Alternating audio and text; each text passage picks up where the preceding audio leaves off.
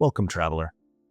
In this tutorial video, we will look at the basics of the line and shape tools. We're going to explore the two tools' capabilities and the difference between them. These tools are extremely useful for creating and manipulating interiors and walls of all kinds. Let's get started. Click on the Line tool or press the L key. This will open the Line tool panel.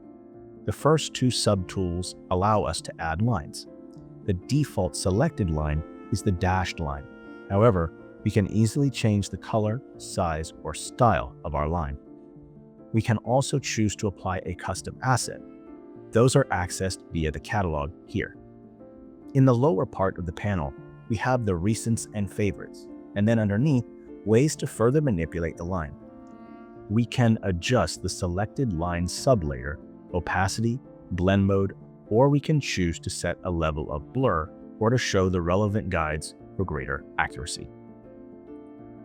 Also note that while a line is selected, we can easily change its style or other properties.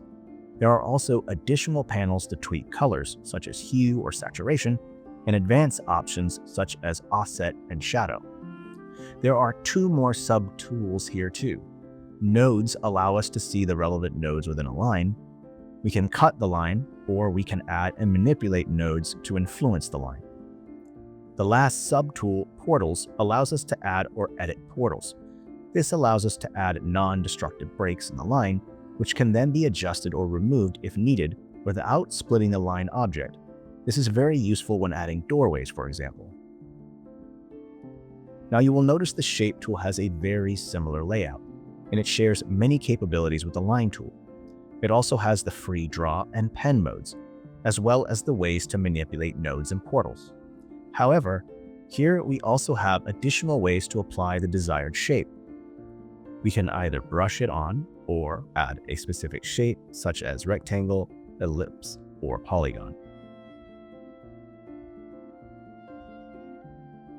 For now, let's select the rectangle shape, and we'll add a simple structure to our encounter map. Let's find a simple stone wall asset and create this sort of rectangular shape.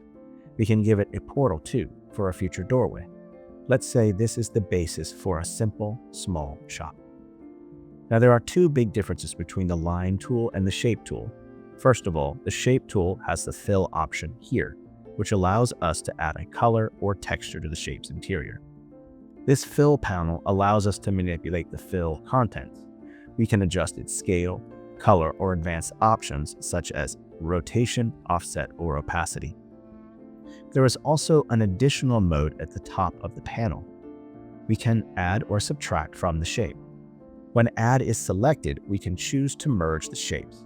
This allows us to expand an existing area and, for example, add a new room. Notice that this way, we are adding to the existing shape and there is no need to manually add the wooden floors. We can also choose a different shape and add or remove from our existing area in the same way.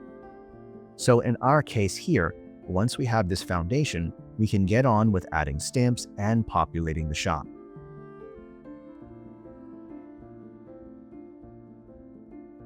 The Shape tool also works extremely well when building dungeons such as this one here. We can quickly expand it by adding to it or subtracting from a larger shape. This way we can make a functional dungeon map in minutes. That's all. To summarize, these tools are both powerful ways of adding and manipulating lines and shapes. We have covered their basic capabilities while demonstrating their behavior on our maps. Thanks for watching, traveler.